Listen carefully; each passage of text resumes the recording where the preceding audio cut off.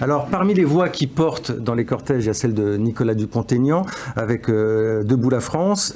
Nous sommes en duplex avec son porte-parole, Jean-Marc Chipot. Bonsoir. Bonsoir. Roland Quérol a commencé à le dire, et vous-même, je crois que vous le disiez ces derniers jours, j'ai l'impression que plus ça va, plus on dépasse le cadre de la crise sanitaire, que vous parlez vous-même aujourd'hui de défense des valeurs. Qu'est-ce que ça signifie ? Ça signifie, en fait, on peut reprendre la décision du Conseil constitutionnel. Le Conseil constitutionnel a reconnu que le pass sanitaire constituait une grave atteinte aux libertés fondamentales que sont la liberté d'aller et venir et la liberté de se réunir notamment. J'ajouterais celle de disposer de son corps. Mais il a estimé à l'époque que l'exigence de santé publique que lui présentait le gouvernement surpassait les valeurs cardinales de la République. Et nous avons un profond désaccord avec ça. Et tous les Français qui manifestent à l'heure actuelle sont de cet avis-là. Les valeurs de liberté, d'égalité, de fraternité surpassent tout le reste. Et c'est à l'aune de ces valeurs-là qu'on doit inscrire l'action publique. Et en plus de ça, j'ajouterais que l'État n'est pas exempt de critique dans la situation actuelle, puisque si on a des gros problèmes aujourd'hui à l'hôpital, c'est peut-être parce qu'on a fermé environ 100 000 lits depuis 20 ans. Alors, je note malgré tout qu'à Paris, on avait 4 cortèges différents aujourd'hui. On avait des Gilets jaunes, on avait Florian Philippot, il y avait vous notamment. Est-ce que ça veut dire que finalement, toute cette colère, vous n'arrivez pas à la regrouper, à l'agréger ? Mais on n'a pas à l'agréger, si vous voulez, c'est pas un mouvement politique. Lorsque vous parcourez ces manifestations, ou moi je reçois énormément d'interpellations par les réseaux sociaux, par mail, etc., vous vous apercevez que ça provient de toutes les strates de la société. Il y a une différence fondamentale avec les Gilets jaunes, c'est que vous avez beaucoup de CSP+, et vous avez des personnes qui sont particulièrement éduquées. Là, je fais référence à des propos scandaleux qui ont été tenus il n'y a pas longtemps. Des personnes qui sont vraiment des médecins, des pilotes de ligne, des gens qui sont vraiment dans les CSP+, qui sont engagés dans un combat pour la défense des libertés fondamentales et des valeurs cardinales de la République. Je vous vois sourire, professeur Megerman. On va dire, j'écoutais bien sûr, je ne critique pas le fait de manifester ses idées. Par contre, effectivement, j'aimerais bien que si on critique la mise en place du pass sanitaire, qui est à nouveau qu'un outil pour permettre d'aboutir à une vaccination plus importante et plus rapide, que propose-t-on ?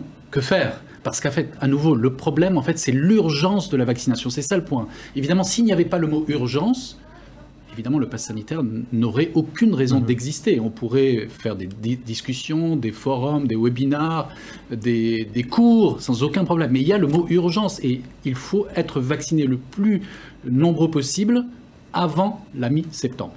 C'est vrai que Jean-Marc Chipot, quand on regarde même à travers le monde, des pays ont des stratégies d'approche différentes, mais on s'aperçoit que personne finalement n'a la solution miracle. Quelle est la vôtre ?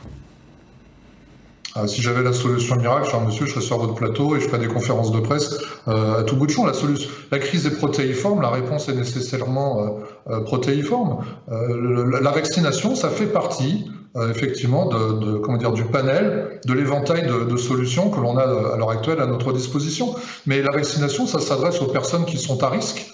Ça ne s'adresse pas à la population générale dans son ensemble.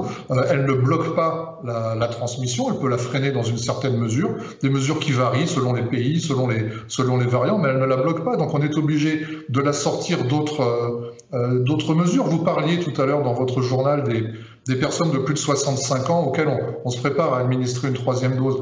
J'ai une question, où sont les stocks de masques FFP2 pour ces personnes-là qui doivent se protéger parce qu'elles sont particulièrement à risque? Ça fait 18 mois qu'on a alerté sur ces masques-là, qui ne seront pas non plus une solution miracle, mais qui permettent au moins aux personnes qui sont immunodéprimées, aux personnes à risque de se protéger. On n'a toujours pas la réponse. Où sont les purificateurs d'air? On est à 15 jours de la rentrée scolaire.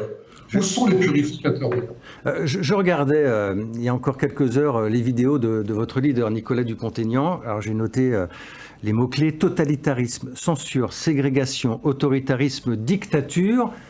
N'empêche que ça fait 6 semaines que vous manifestez librement tous les samedis. Oui, d'ailleurs, si je suis allé voir aussi, parce que ce qui nous sépare effectivement de la dictature, c'est la possibilité de manifester. Maintenant, si ça doit se terminer comme avec les Gilets jaunes, c'est-à-dire avec un gouvernement qui attend que les choses se détériorent de plus en plus, c'est sans fin. Quand est-ce qu'on va écouter ces gens-là? Quand est-ce qu'on va entendre le fait qu'effectivement, c'est une atteinte aux libertés fondamentales et qu'il faut regarder après, là aussi, le bénéfice-risque. Aujourd'hui, est-ce qu'on va braquer un pays, casser un pays complètement, créer une catégorie de sous-citoyens pour aller simplement vacciner des personnes qui ne sont pas majoritairement à risque? Vous dites « ils veulent nous réduire au silence », c'est un mot qu'on a beaucoup entendu, encore une phrase dans les cortèges aujourd'hui. C'est qui « ils » ? Je sais pas, vous savez, dans les cortèges, vous avez tout un tas de slogans divers. On ne va pas tous les reprendre à notre compte, mais ce qui est bien certain, c'est qu'il y a une forme d'autoritarisme qui est très très fort de la part du gouvernement et une forme de mépris. Une forme de condescendance qui est absolument inacceptable. Je faisais allusion tout à l'heure aux propos de M. Vargon, mais c'est invraisemblable. À chaque fois que M. Véran ouvre la bouche, c'est pour faire la leçon aux Français. Il faut arrêter avec ça. Si le gouvernement et le président de la République pensent qu'ils peuvent sortir de cette crise et parvenir à cette immunité collective qui est maintenant devenue une chimère, en braquant les Français les uns contre les autres, en les opposant, comme Emmanuel Macron en a pris l'habitude depuis maintenant des années, et même bien avant son élection, lorsqu'il était dans le gouvernement de François Hollande, il se trompe totalement. Vous avez aujourd'hui un tel antagonisme dans le pays qui est lié à l'agressivité du gouvernement que vous avez des gens qui plus jamais ne se feront vacciner. Vous pouvez en être sûr maintenant. Alors qu'avant, ils étaient peut-être accessibles à une certaine forme de raisonnement. Guillaume Roquette, mépris, c'est un mot qu'on a beaucoup entendu aujourd'hui dans les cortèges, dans les manifestations. Oui, parce que il y a, à mon avis, deux raisons à ce sentiment.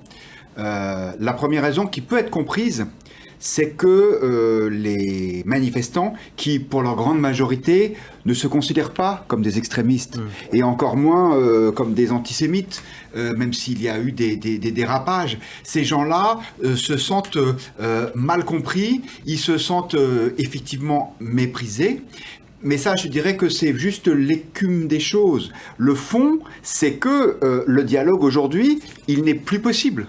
Et la pression qui s'exerce sur les gens qui ne veulent pas se faire vacciner, elle est de plus en plus forte. Il va y avoir des contraintes professionnelles, des gens qui ne pourront plus aller travailler s'ils ne sont pas vaccinés. Il va y avoir au mois d'octobre le déremboursement des tests PCR. Et donc, les gens qui sont toujours hostiles à ces mesures, ils voient arriver ces échéances et ils disent « on ne nous écoute pas ». Alors, c'est la loi de la démocratie. Il y a un gouvernement qui a décidé. Mais quand vous êtes dans la minorité et que vous avez l'impression de ne pas être entendu, très vite, vous considérez ça comme du mépris. Jean-Marc Chipot, donc ces manifestations, elles ont duré tout l'été. La rentrée se profile. Vous allez en faire quoi de cette mobilisation, très concrètement? J'entendais Florian Philippot tout à l'heure qui disait que la rentrée serait titanesque. Oui, enfin, je me méfie de tout écart de langage. Moi, j'invite le gouvernement vraiment à faire marche arrière sur ces mesures. Le président de la République voulait un surplus de vaccination, il l'a. Voilà, ça suffit maintenant, on peut peut-être arrêter les frais. On a un taux de reproduction du virus qui est en chute, il est vraisemblablement passé en dessous de 1 aujourd'hui. Il faut renouer le dialogue entre les Français. C'est fondamental. Si ça continue comme ça, moi je vous garantis qu'il n'y a pas de happy end à cette situation-là. Vous allez avoir des situations de plus en plus conflictuelles, effectivement, à la rentrée. Ça va être, les antagonismes vont encore s'accentuer. Et je suis désolé, lorsqu'on est président de la République, on a l'obligation, le devoir de rassembler les Français. Lui passe son temps à les diviser. Et les personnes qu'il méprise, effectivement, je reprends ce terme, les personnes qu'il méprise et qu'il veut soumettre par la contrainte ne se laisseront pas faire.